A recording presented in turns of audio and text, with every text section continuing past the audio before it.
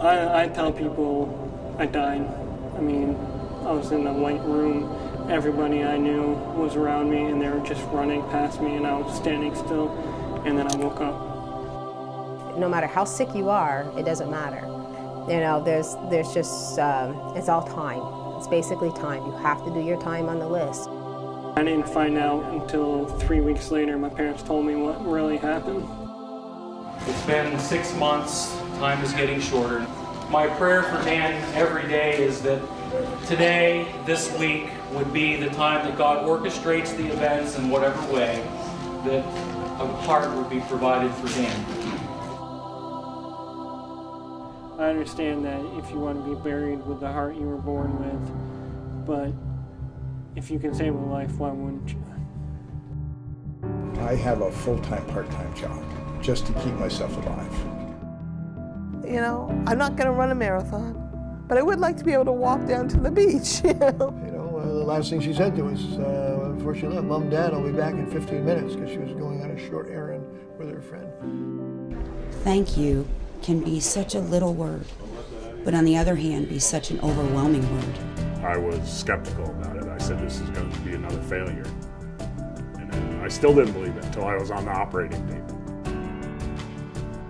What if I could help and I didn't, and I just walked away? You know, you might think that when you indicate on your driver's license that you want to be an organ donor, that takes care of it. Less than 5% of Vermonters that are signed up as organ donors. The goal was several years ago to have a computer system in place that would allow somebody to do that. You know, you sit there and you pray and you pray and you pray, and then 4.5 months into praying, I'm pissed off. If you lose your life, the question you have to ask is, would you want to save another life? These are people that have anywhere from months to years left to live, and they know it.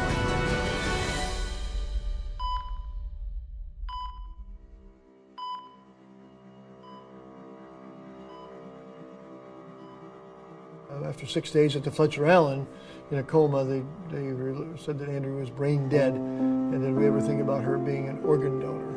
And no, we had not. So she became an organ donor, donated her corneas, her heart, her kidneys, and her liver.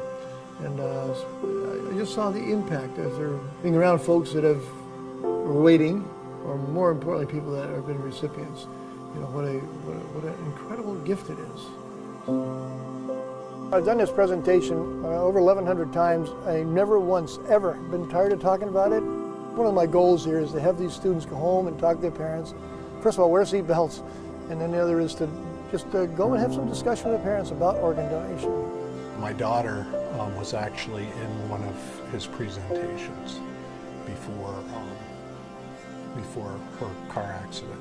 She gave a lot to all of her friends all through her life, and her younger brother, Elliot. That was in her nature. I mean, she was a giving person, and that made it easier. It was a difficult decision to make, but easier for my wife and I to make that decision. That we would,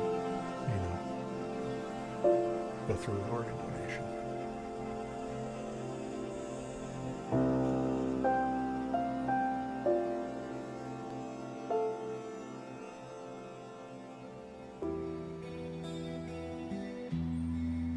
At first I didn't accept it. Reality hit me. Reality told me that I was sick. I'm going to need a heart transplant. I might die at a young age. Don't know. My doctors told me that it wouldn't have been unlikely for my mom to find me dead in my bed, sleeping, or I could have been one of those kids that died on the soccer field or basketball court. It's been very hard. It's like he had said, that it's only going to make us stronger in the long run. I'm pretty sure our song is going to be Nothing Else Matters by Metallica, which I'm a huge Metallica fan, and I thank God that she likes Metallica as well. I can just see it now. It's going to be one big celebration.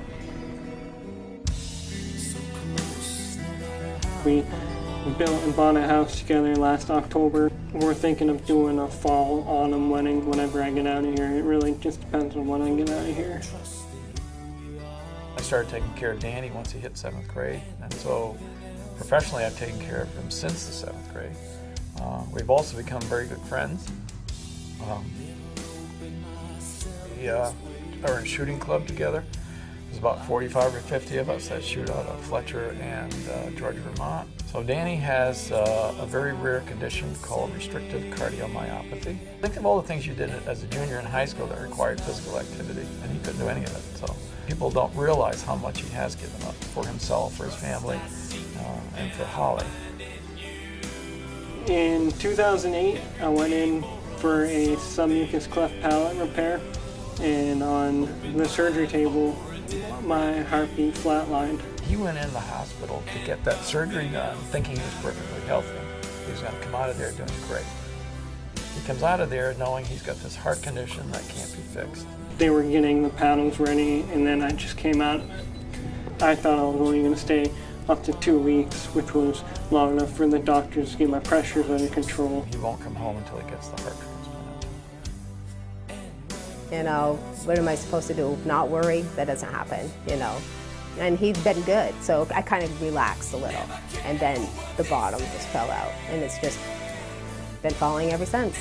The only thing that can happen now is a heart transplant. I will not go home until I get a heart transplant. The hardest part hasn't come yet, but if we've already waited this long, there's no sense of giving up now. I want to be able to be there by his side. Every time that phone rings, I just hope that it's good news for me or some of my buddies down the hall or anybody on this floor.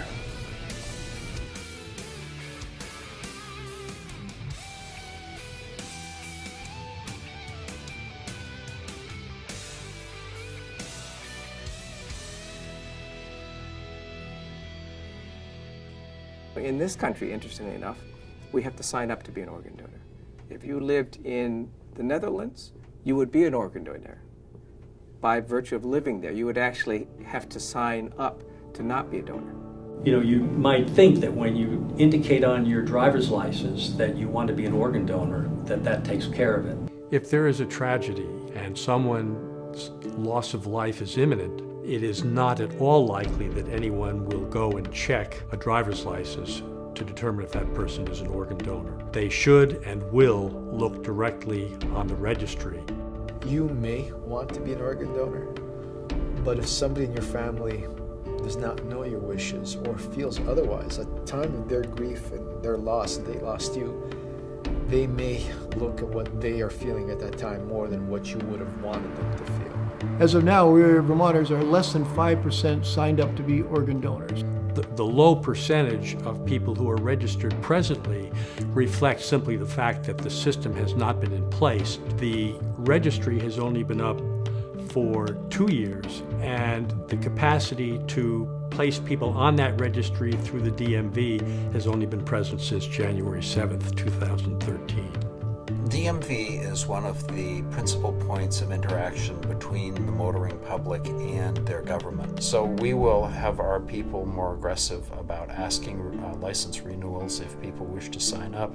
Everything that can be accomplished through the DMV or by registering directly with donatelivevt.org relates to deceased organ donation. Live kidney donation is at least as important.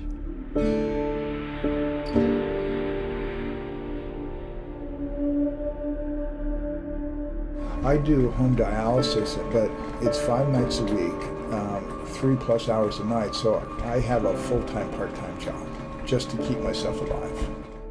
10 years ago, I was diagnosed with renal cancer. 2 years ago, I had my remaining kidney removed, and then through the process, I started on dialysis. I mean, dialysis is such a draining experience.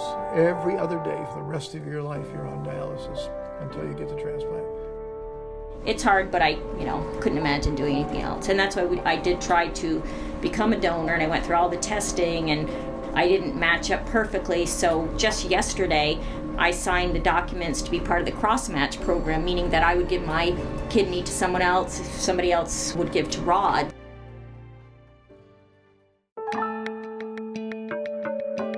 I am aware of an organ for which you are the first on the list. And I'm on the phone and they're like looking at me, why are you talking on the phone? And I'm going, I just got a call that there may be a kidney available to me and that I need to be ready in the next 14 hours. There is an otherwise good organ available tonight, but it comes with some risk. And they were like all jumping up, hugging me, and the whole process. At times, like, don't know if I'm crying or what. I'm just like, it was just unbelievable. Just the thought of, go out to dinner and be able to have a drink. I don't think I could hug them enough. Because I wanted them to know how important what they did for me.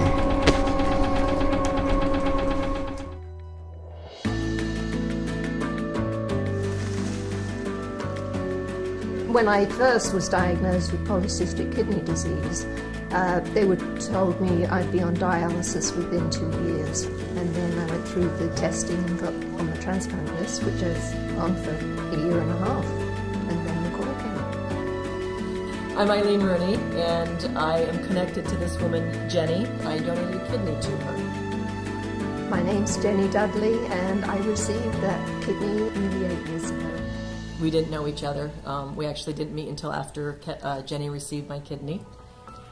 It's been so long, and it's so natural at this point that oftentimes we don't discuss kidneys. We don't always discuss kidneys or urination or things of that sort.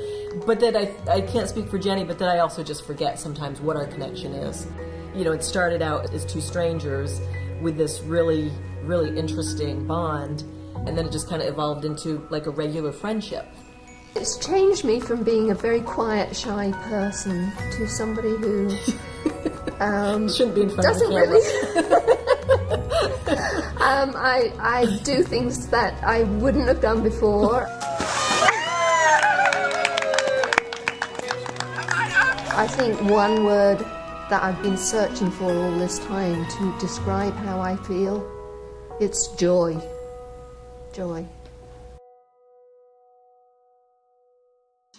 Well, Margaret, Rodney's mom, was one of the people at Virgin's Rescue Squad that took care of everybody. She oversaw all of us and took care of every one of us. She was an incredible lady. And in May, I heard that Rodney was looking for a kidney. We went to the same high school together. We rode the bus together, and they used to come down to our house on their horses after school and stuff like that. That's how I know them too. Margaret had a lot to do with my decision. Being on rescue squad, you see a lot of things that you wish you didn't. And she was just very, very strong for us. It's just my way of feeling like I can do something for her. When you get up in the morning, you can't tie your shoes with your pants buttoned because your belly's just so big from the kidneys. And it hurts just to bend over. A lot of pain there. It was something that made me feel very good about what I was doing. He has a gift of life now. He doesn't have to worry about dialysis. He doesn't have to worry about being on machines. And until something like this came along, I'm not sure there could have been a change for him other than every day on dialysis. And what kind of life is that? What do you give a person like that? How do you do that?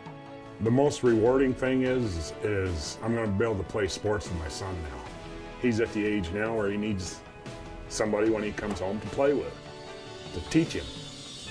I couldn't do it before. I'd try, but just run out of energy and have to sit down. Words I can't. I mean, I'm so grateful for it. Words can't describe it. Thank you.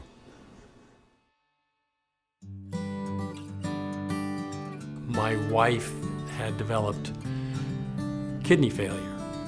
And about that same time, my wife became very involved in a support group known as the Transplant Donor Network, or TDN. The TDN is a group of people that are either donors, living donors, or donor families, people waiting particularly for kidneys. We also have a number of people that are recipients, and that's the exciting part. We've got a group of us that had this passion. We just said, we got to do some outreach and some education and some support for people and for the community. We name our team Spare Parts. It has a little bit of humor to it. This is not a humorous situation, but you know, people laugh every time you say spare parts, because really kidneys are a spare part. We are given 2 kidneys. We do not need 2 kidneys. Live kidney donation, if the donor is carefully and properly screened, poses no risk to the donor and is of immeasurable benefit to the recipient. A portion of our donors go home the very next day, and probably the most common time to leave is about the 2nd day after. In terms of the laparoscopic operation, you can get by with 4 incisions around that big, and then 1 incision basically big enough to take your fist out of. When I tell people I've given my organ to a stranger, people go, well, why? Why do you do that? And one boy would ask me, well, why did you do it? And I tried to explain it to him. He says, would you do it again? And I said, if I had 12 kidneys, I'd give 11. No question. If I could do it again next month, I would do it again.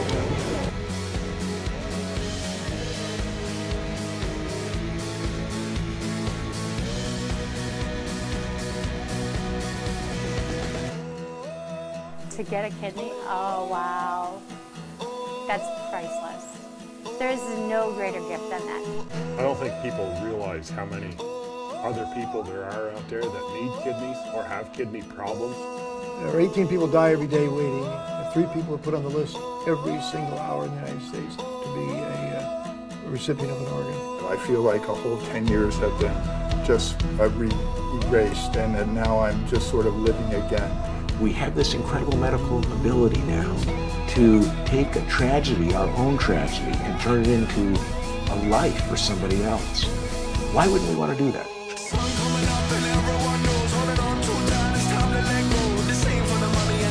You know, there's 610,000 people in Vermont. If 1,000 people in Vermont would give a kidney, it would change an incredible amount of lives.